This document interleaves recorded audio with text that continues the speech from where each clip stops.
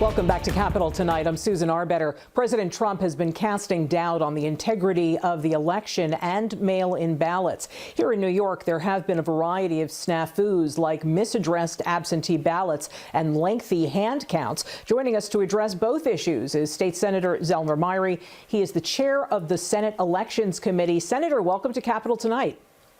Good to be with you, Susan. So let me start with a basic question. Should New Yorkers feel confident mailing in ballots this election? If you are worried about your health, if you don't want to be susceptible because you have underlying conditions, I would by all means encourage you to utilize the absentee ballot option.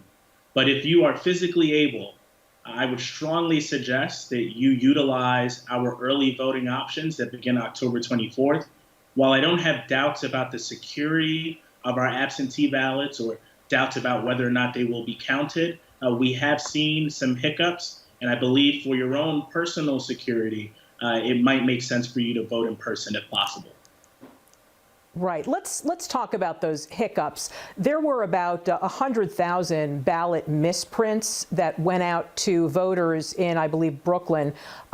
So what happened there, and why were you upset by how Governor Cuomo wanted to remedy this issue? My understanding was that this was a vendor problem.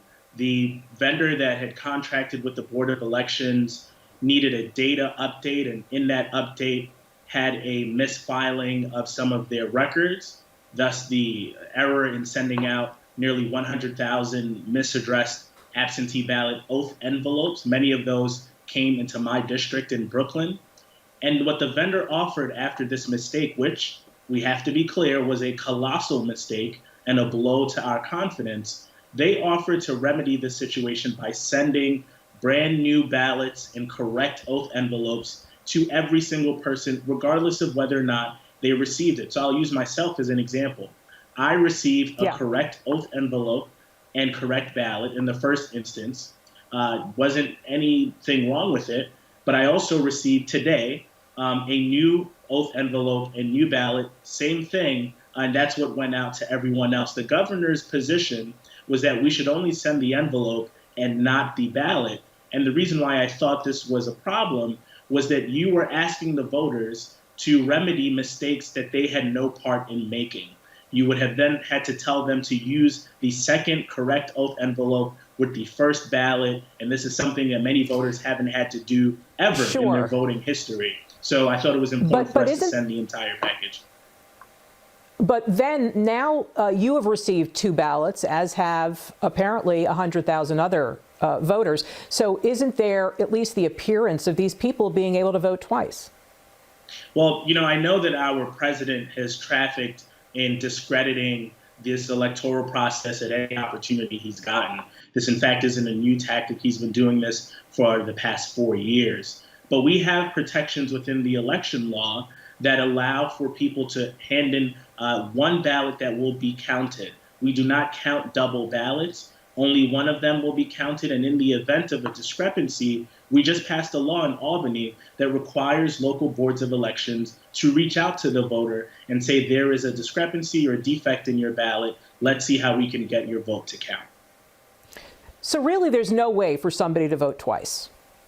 It doesn't happen. This is, again, something we have written into our election law to protect the sanctity of our elections. And so you can't vote twice. Now, the appearance, as you mentioned, Susan, is something that I think is troublesome, something that has given fodder to this president unnecessarily. But in practice and in function, people cannot vote twice. Now, the president has said that there will be vote rigging, which is different than mistakes made by a printer, for example, or a lengthy hand count. Is there any evidence that this election could somehow be rigged by a foreign power or the Democrats? Susan, this is one of the most unfortunate parts of having a leader of this country that has a casual relationship to facts and the truth. There is no material evidence that elections are rigged. And there have been many studies that has disproven this myth. What this is a political tactic. The president knows, or he believes, that if people vote by absentee, consistent with how they have in the past, that this may pose election problems for Got him it. politically. But functioning as a democracy is something that we have done for many, many years by way of absentee ballot, and we should continue to do so. State Senator Zellnor Myrie, great to speak with you. Thank you. Thanks so much for having me, Susan.